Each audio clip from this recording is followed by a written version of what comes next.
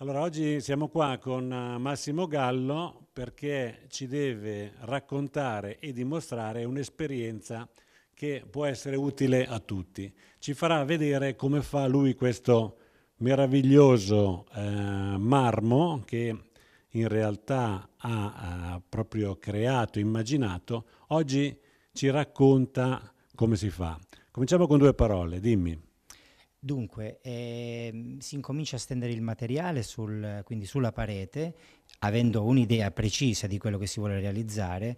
La lavorazione può essere tipica della pietra contemporanea, quindi si stende il materiale colorato, del colore quindi che si vuole fare poi il marmo, tenendo presente quelle che sono le tinte chiare che si vuole dare al marmo, quindi e le tinte scure.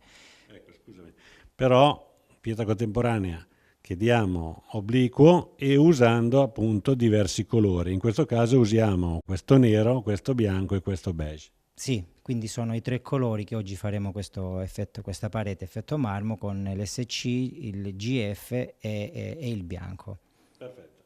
Poi lo compattiamo e con oggi abbiamo finito. Invece domani quello che faremo andremo a disegnare le venature. Ho Sì. capito bene? Giusto, bravo, Perfetto. perfetto. Possiamo partire? Ok, partiamo. Via.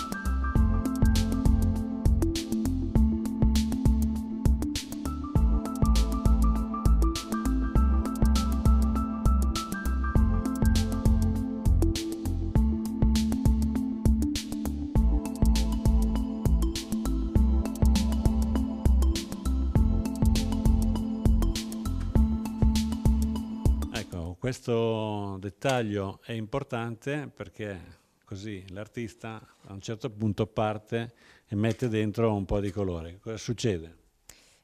Dunque, si parte sicuramente da un'immagine che si ha in testa o da qualcosa a cui si fa riferimento, però poi spesso succede che all'improvviso una spatolata, un effetto ti suggerisce qualche altra immagine, quindi tu la segui e quindi può darsi che alla fine, non può darsi, sicuramente alla fine arrivi con un'altra cosa. Un Quindi altro disegno. il bello forse è questo perché è in continuo evoluzione, no? Un cambiamento, quindi parti, sai da dove parti però non sai dove arrivi. Bellissimo, quindi ogni parete una diversa creazione ed è interessante che la parete ti chiama per fare un piccolo ritocco, una piccola variazione, una piccola venatura che mi immagino domani quando mettiamo col pennello sarà ancora più evidente questo.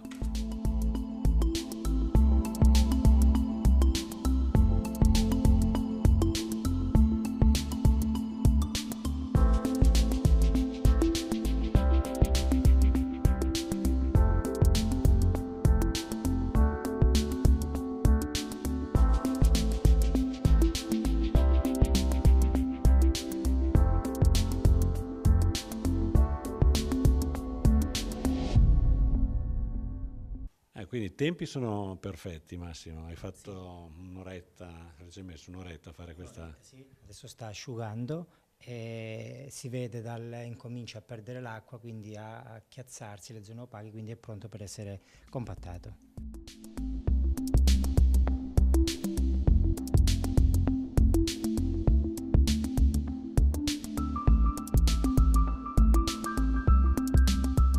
Ecco, quello che vedo dal lavoro che sta facendo, certamente uno deve avere una certa esperienza già con seguito istinto, deve sapere quando è il momento di schiacciarlo, come bagnarlo.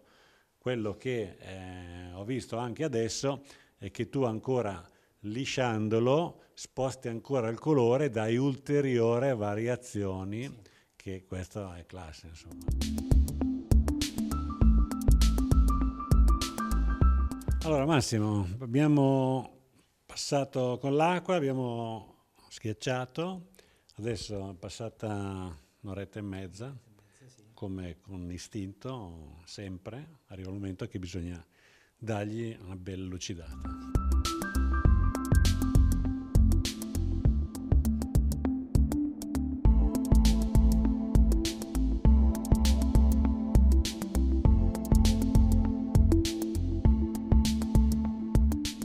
Oh Massimo, buongiorno. Buongiorno.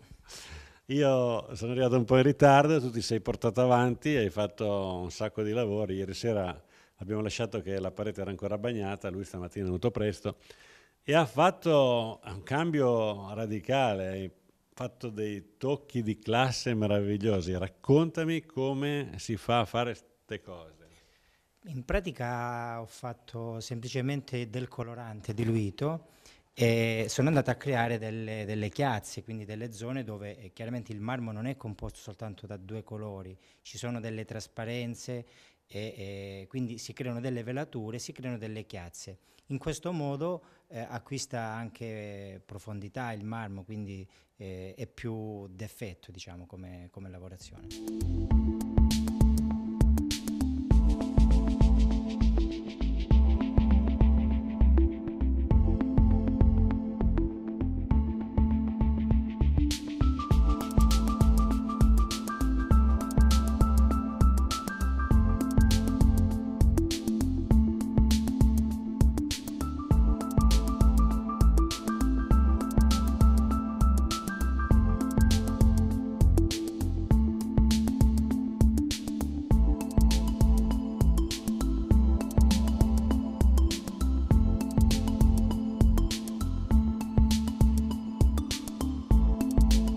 Allora, passate altre 2 o 3 ore che tu hai lavorato, qui è lo spettacolo, no? È una parete di marmo che in natura non c'è, perché di questa dimensione trovare una lastra di marmo è davvero impossibile. Quindi Massimo, bravissimo, complimenti.